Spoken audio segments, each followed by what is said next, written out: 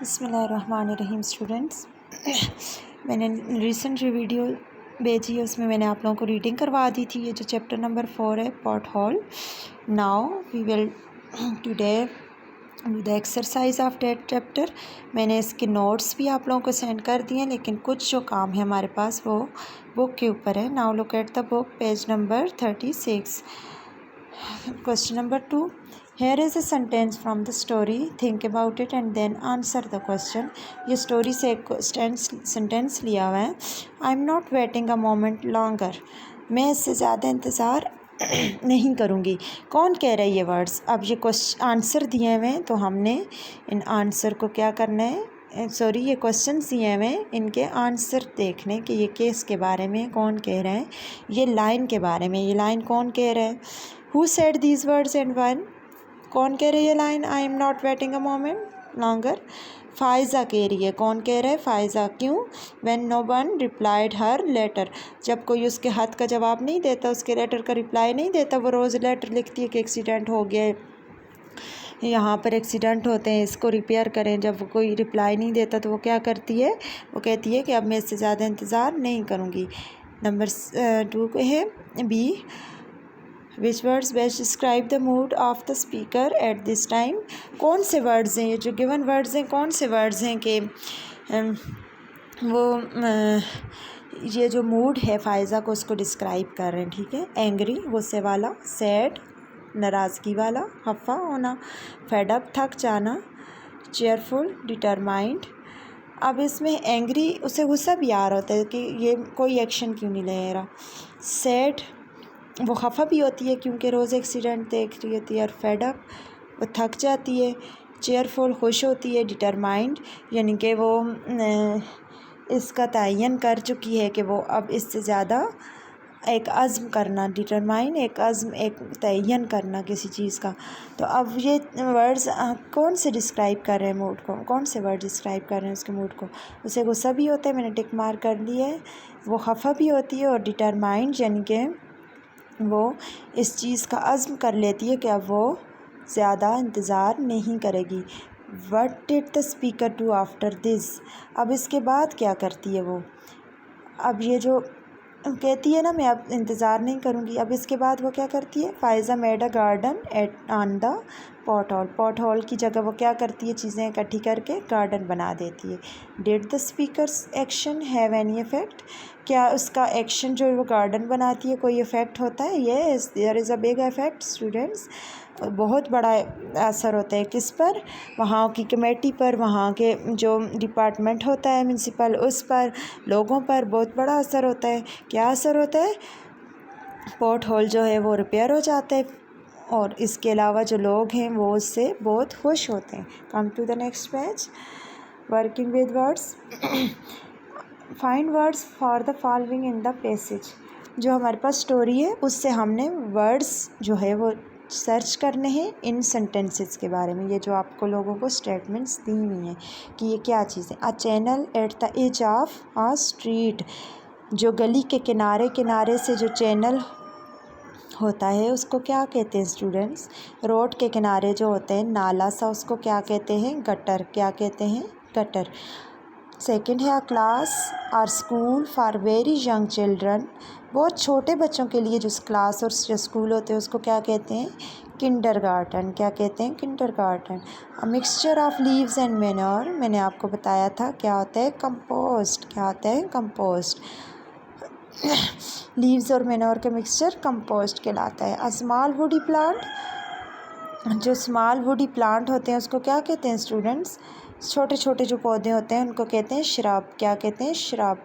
Outer और top most part of something, सबसे ऊपर वाली और सबसे बाहर वाली जो होती है उसको क्या कहते हैं? चीज़, किसी भी चीज़ की जो सबसे बाहर वाली सबसे ऊपर वाली होती है उसको क्या कहते हैं? सतह, सरफेस। क्या कहते हैं? सरफेस।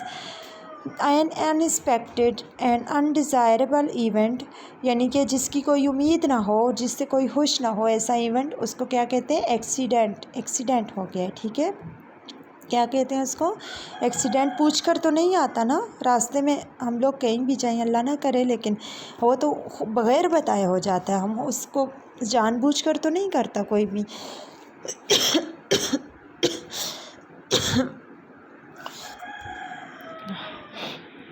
अब आपको सेकंड क्वेश्चन है, who might have said the following. ये जो हमारे पास है, यानी कि come to the next one. You may wish to discuss each statement to decide who made it, when it was made and where। अब ये जो नीचे आपको स्टेटमेंट्स, 5 सेंटेंसेस दिए हुए हैं, स्टेटमेंट्स दी हुई हैं, ये कह रहे हैं ऊपर जो हमारे पास है, वो कह रहे हैं कि इनको डिस्कस करें और ये फैसला करें ये कौन कह रहा है, क्यों कह रहा है और किस वक्त कह रहा है, ठीक है, और कहाँ पर कह रहा है। ये हम लोगों ने सेंटेंस पढ़ेंगे तो हमें पता चलेगा ना। I wish they would hurry up, it's so hot. ये कौन कह रहा है? फ़ायज़ा। फ़ायज़ा किसके बारे में कह रही है? फ़ायज़ा वो जो बाहर जो बंदा धूप में काम कर रहा होता है ना, गाड़ी का पहिया चेंज कर रहा है, उसके बारे में कह रही है कि ये बहुत ज़्यादा गर्मी है, मुझे मेरी ख्वाहिश है कि वो बहुत जल्दी करे अपना काम ख़त्म, गर्मी है, ठीक है। सेकंड है एंड डेट्स अनदर वन। अब ये कौन कह रही है? भी फ़ायज़ा कह रही है कि अब ये दूसरा एक्सीडेंट हो गया, यानी कि रोज़ ये एक ना एक एक्सीडेंट होता रहता है, ये भी फ़ायज़ा कह रही है। Thanks to her our children will be safe. ये कौन कह रहे हैं स्टूडेंट्स? ये लोग कह रहे हैं, ठीक है, वहाँ पर रहने वाले लोग कह रहे हैं जो उस रोड पर जिनको वो उन एक्सीडेंट को बियर ऑफ करना होता है, वो लोग कह रहे हैं कि अब हमारे बच्चे महफूज हैं, वहाँ पर एक्सीडेंट नहीं होते तो महफूज हैं, ठीक है। Please do something about it now. ये कौन कह रहे हैं? ये फ़ायज़ा कह रही है और लोग कह रहे हैं कि अब इसके बारे में कुछ ना कुछ फ़ैसला लेना चाहिए, हमें क्या करना चाहिए? फ़ैसला लेना चाहिए, क्योंकि ये अब बहुत हो गया है, बहुत एक्सीडेंट हो गए हैं, बहुत लोगों की जानें ज़ाया हो चुकी हैं, बहुत नुकसान हो गया है। The editor will like this one. अब जो एडिटर यानी कि जो लिखने वाला है इस चीज़ का, विल लाइक दिस वन, क्या उसे ये अच्छा लगता है ये सब? ये editor will like this one, ये जो है फ़ायज़ा के ये सब करना उसे बहुत पसंद आता है। ये जो लोग हैं वो कहते हैं कि तुमने अच्छा काम किया है।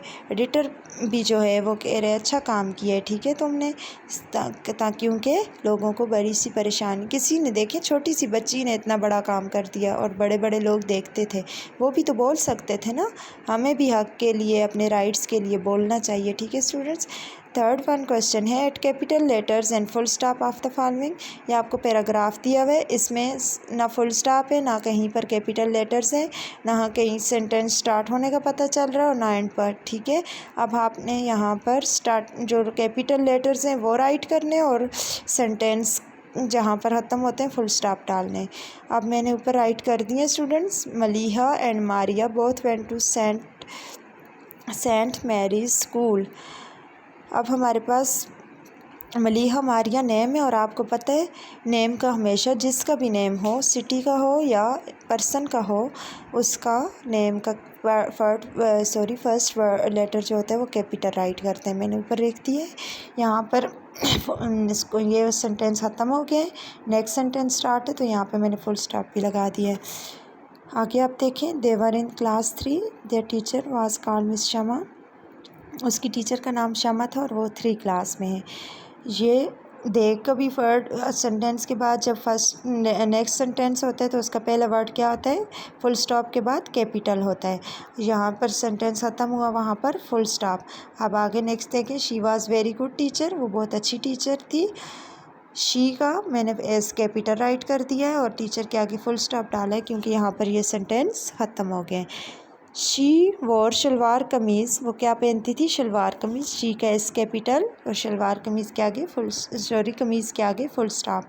She carried a black hand bag, उसके वो एक ब्लैक पर्स था उनके पास, लेती थी अपने पास ब्लैक पर्स। शी का एस कैपिटल और hand bag, black hand bag यानी कि काले रंग का पर्स था, तो वहाँ पर जहाँ फुल स्टॉप नज़र आ रहा है मैंने डाला है क्योंकि ये सेंटेंस कंप्लीट हो गए। The girls father work in the commercial bank on Zebunnisa street.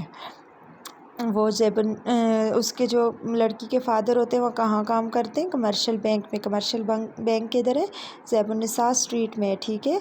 वो गली का नाम है, किसी गली का नाम है, उसका बता रहे हैं कि वहाँ पर काम करते हैं। उसके दा का TB कैपिटल और स्ट्रीट के आगे full stop. Come to the next page.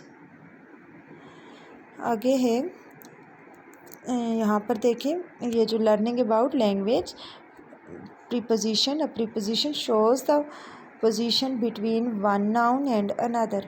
Preposition is a part of speech. क्या है हमारे पास प्रीपोजिशन, पार्ट ऑफ स्पीच है। और प्रीपोजिशन का हमारे पास स्टूडेंट्स क्या होता है कि प्रीपोजिशन उन वर्ड्स को कहा जाता है जो एक नाउन और दूसरे नाउन के दरमियान का ताल्लुक़ बने रहें, ठीक है। एग्ज़ाम्पल आप देख लें। She began making notes on a sheet of paper. किसका कह रहे हैं, फ़ायज़ा ने नोट्स बनाने शुरू किए एक कागज़ की शीट पर। अब देखें, नोट्स भी हमारे पास नाउन है, शीट भी नाउन है, पेपर भी नाउन है। नोट्स और शीट के दरमियान क्या है, ऑन। ऑन क्या है हमारे पास, ऑन अ शीट, शीट के ऊपर नोट्स बनाए, शीट पर नोट्स बनाए, तो ऑन हमारे पास प्रीपोजिशन होगा। ऑफ शीट ऑफ पेपर यानी कि शीट की कागज़ की शीट, कागज़ की शीट भी नाउन है। और किस चीज़ की शीट, शीट तो किसी और चीज़ की भी हो सकती है, कागज़ की, कागज़ भी नाउन है। तो प्रीपोजिशन क्या करते हैं, एक नाउन या दूसरे नाउन के दरमियान जो ताल्लुक़ होता है वो प्रीपोजिशन कहलाता है। वो वर्ड्स क्या कहलाते हैं, प्रीपोजिशन। ऑन और ऑफ ऊपर वाली एग्जांपल में प्रीपोजिशन है हमारे पास। अंडरलाइन द क्वेश्चन नंबर 1 है, underline the preposition in the following. ये जो नीचे सेंटेंसेस हैं इनके नीचे आप लोगों ने अंडरलाइन करना है प्रीपोजिशंस को। The carpet under the table was old. और कारपेट भी नाउन है, कालीन, टेबल, टेबल भी नाउन है, ठीक है। Noun is a naming word ना स्टूडेंट्स। अंडर दरमियान में क्या है, अंडर, यानी कि जो कारपेट मेज़ के नीचे है वो क्या है, बहुत पुरानी है, बहुत पुरानी है। तो अंडर हमारे पास क्या होगा, प्रीपोजिशन होगा। The river under the bridge is flow very swiftly. बहुत तेज़ी से बह रहा है, जो दरिया पुल के नीचे है वो बहुत तेज़ी से बह रहा है। तो रिवर क्या है हमारे पास, नाउन, ब्रिज क्या है, वो भी नाउन, दरमियान में क्या है, अंडर। तो ये दो नाउन के दरमियान जो ताल्लुक़ बन रहा है इसको प्रीपोजिशन कहते हैं। अंडर क्या है, preposition. The fence round the house fell down. जो घर के इर्द गिर्द जो जंगला सा बना हुआ था वो क्या हो गया, गिर गया। राउंड द हाउस, फेंस क्या है, वो भी नाउन है, जंगले का नाम है ना, जंगले को कहते हैं, जंगले चीज़ है। फेंस भी नाउन है, हाउस भी नाउन है। तो राउंड द हाउस यानी कि उसके इर्द गिर्द, कहाँ, इर्द गिर्द, ये ताल्लुक़ है राउंड, ठीक है। नेक्स्ट आप देखें, cat fell into the puddle. जो बिल्ली है वो तालाब में गिर गई है। इनटू द पुडल यानी कि तालाब में। जो कैट है वो भी नाउन है, पुडल वो तालाब वो भी नाउन है, गिरी किधर है, पुडल में। इनटू द नाउन, इनटू क्या होगा, preposition. Flying the aeroplanes pass the town was not easy. जो जिस वक्त एरोप्लेन उड़ रहे होते हैं उन्हें टाउन को या किसी कस्बे को पास करना, उससे गुज़रना इतना आसान नहीं होता। पास द टाउन, उसके ऊपर से पास्ट हमारे पास क्या होगा, ये प्रीपोजिशन है, यानी उस ऊपर से गुज़रना इतना आसान नहीं होता। नंबर 2 है, fill in the blanks with the correct form of verb. यहाँ पे आपको ब्रैकेट में जो ब्लैंक्स दी हुई हैं इनकी आगे ब्रैकेट में आपको वर्ड नज़र आ रहे हैं, इनकी करेक्ट फॉर्म यानी कि जो सही फॉर्म सेंटेंस के अंदर लग रही है उसको हमने फर्स्ट, सेकंड, थर्ड कौन सी फॉर्म सेंटेंस में लग रही है उसको हमने यहाँ पर राइट करना है। नंबर 1 है, Faiza went back to her room. Sorry, went मैंने क्यों लगाया स्टूडेंट्स, वेंट इसलिए लगाया है कि आगे आपको ब्रैकेट में गो नज़र आ रहा है। गो इज़ अ फर्स्ट फॉर्म, तो हमारे पास ये जो बात हो रही है ये माजी में हो रही है, हाल में नहीं हो रही, इसलिए हमने सेकंड फॉर्म लगाई। अब अगर मैं गो लगाती तो क्या था, Faiza go back to her room, Faiza चली गई है अपने रूम में। ये तो हाल में होता, अभी तो नहीं गई हमारे सामने कि हम कहें कि वो चली गई है, वो तो पीछे की बात हो रही है ना, पास्ट की। तो हम क्या कहेंगे, फ़ायज़ा जा चुकी थी अपने रूम में, ठीक है। The children of the kindergarten were delighted. Were क्यों लगाया, क्योंकि आगे आपको नज़र आ रहा है बी दिया हुआ है ब्रैकेट में, बी, तो बी नहीं लगाएंगे, यानी कि वो खुश हैं नहीं है, वो खुश थे। डिलाइटेड पुरमसरत थे, खुश थे वो। किसके बच्चे? किंडरगार्टन के बच्चे, ठीक है। तो वर लगाएंगे हम। वाज इसलिए नहीं लगाया क्योंकि चिल्ड्रन है, प्लूरल आ गया है तो वर लगाया है, ठीक है। She push the piece of wood into soil. Pushed क्यों लगाया है? क्योंकि वही बात है कि पास्ट में बात हो रही है। उसने ज़मीन में एक लकड़ी ऐसे पुश की। पुश नहीं लगा, अभी तो नहीं की ना, पीछे पास्ट की बात हो रही है। Push the piece of wood into the soil. Faiza mixed it all together. Faiza ने जो साइल कंपोस्ट डाली थी उस गड्ढे में उसको मिक्सड किया, ठीक है। सेकंड फॉर्म लगेगी। Car drove carefully round the garden. Drive नहीं लिख सकते क्योंकि हमारे सामने तो किसी ने नहीं ड्राइव की ना, पीछे पास्ट की बात हो रही है। Drove second form of the drive. Cars drove carefully round the garden. Car आराम से, एहतियात से गार्डन के साइड से ड्रोव कर रहे थे, ठीक है। ओके, यहाँ पर आप लोगों की एक्सरसाइज कंप्लीट हो गई है। Take care of your